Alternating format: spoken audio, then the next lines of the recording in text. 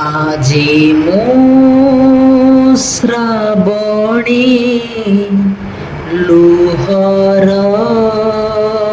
হরিণী ଯେଉଁ ରଜନୀ କେବେ ପାଏନି ଆଜି ମୁଁ ସେଇ ରଜନୀ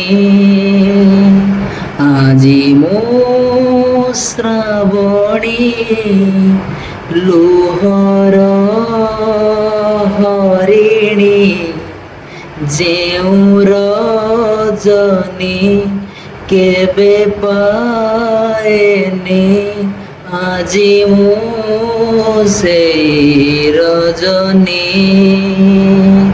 আজি ମୁଁ ଶ୍ରାବଣୀ ଲୁହର ହରିଣୀ। 1967 ମସିହାରେ ଏହି ଗୀତଟିକୁ ରେକର୍ଡ କରାଯାଇଥିଲା। ଗୀତଟିକୁ ଲେଖିଥିଲେ ମହାନ ଗୀତିକାର ଗୁରୁକୃଷ୍ଣ ଗୋସ୍ୱାମୀ ଏବଂ ଗୀତର ସଙ୍ଗୀତ ସଂଯୋଜନା କରିଥିଲେ ଶାନ୍ତନୁ ମହାପାତ୍ର। ଚଳଚ୍ଚିତ୍ର ଥିଲା ଅରୁନ୍ଧତୀ।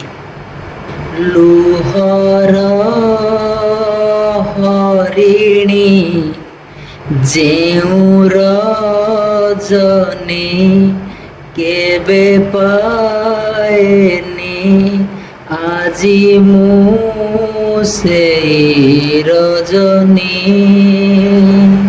আজি ମୁଁ ଶ୍ରାବଣୀ ଲୁହର ହରିଣୀ।